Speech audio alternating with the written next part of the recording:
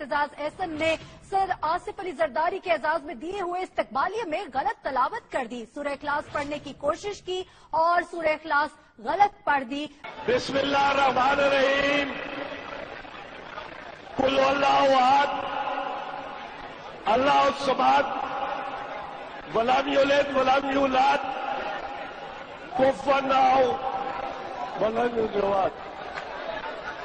بسم اللہ الرحمن الرحیم. قل اللہ احد اللہ الصمد ولم یلد ولم یولد کفوا احد ولم یولد.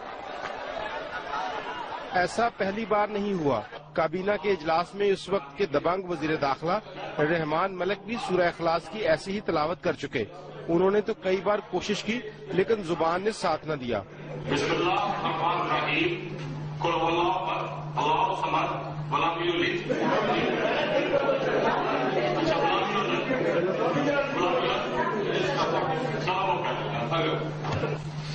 بسم اللہ الرحمن الرحیم.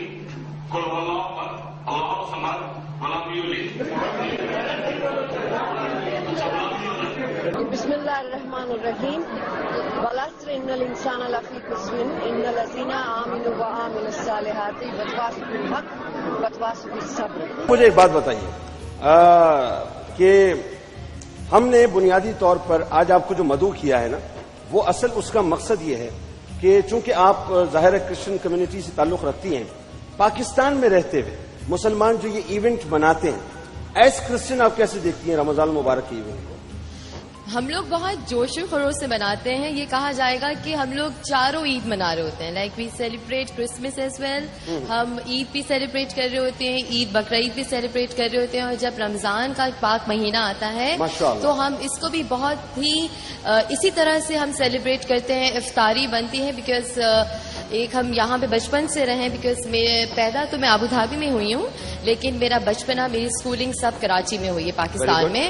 اور ماشاءاللہ مجھے جتنی بھی آیتیں ہیں، آیت الکرسی، درود شریف، کل الحمد شریف، یہ سب مجھے پڑھنے آتی ہے. کوئی چیز سنا تو دیں ذرا کہ لوگوں کے ایک جو ہے وہ محظوظ ہونے کے لیے ان کو پتہ چلے. میں آپ کو کل سنا دیتی ہوں. کل سنائیے. بسم اللہ الرحمن الرحیم.